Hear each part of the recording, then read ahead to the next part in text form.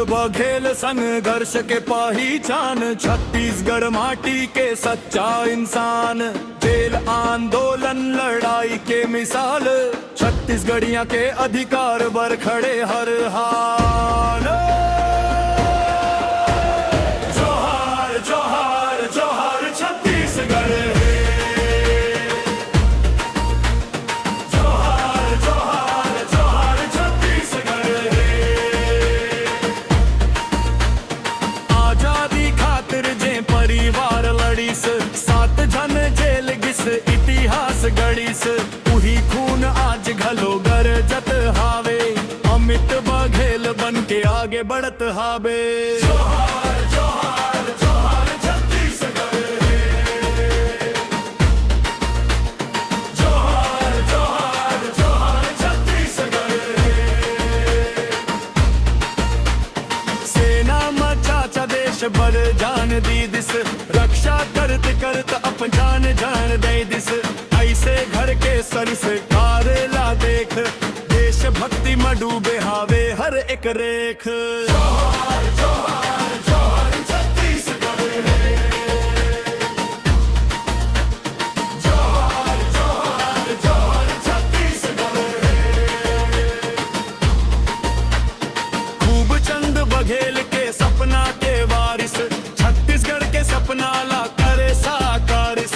किसान के बेत पथरी गांव के मान, घर सिवा के माटी कहे ये हमरे शान। जोहार जोहार जोहार छत्तीसगढ़, जोहार जोहार जोहार छत्तीसगढ़।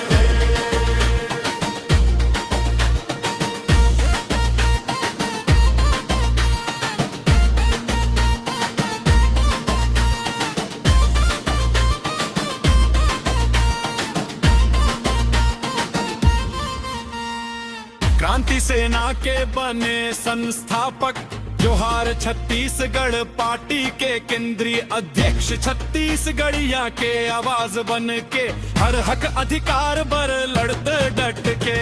जोहार जोहार जोहार छत्तीसगढ़, जोहार जोहार जोहार छत्तीसगढ़। महतारी के अस्मिता खातिर जेल गिस, 97 दिन अन्याय से भिड़ गिस। हसदेव जंगल बचाए बर हर रिस, 6 महीना 16 दिन जेल मसहिस। तार तार जेल गिस डर कबू नहीं आए, छत्तीसगढ़ भाषा माटी बर लड़त रहाए। जोहार जोहार जोहार छत्तीसगढ़, जोहार जोहार जोहार छत्तीसगढ़। अमित बघेल नाम गूंजे हर ओर, संघर्ष के आग बन गे चिंगारी के घोर। जल जंगल जमीन के रखवाला बन के, छत्तीसगढ़ के माटी में खड़े हवे डट के।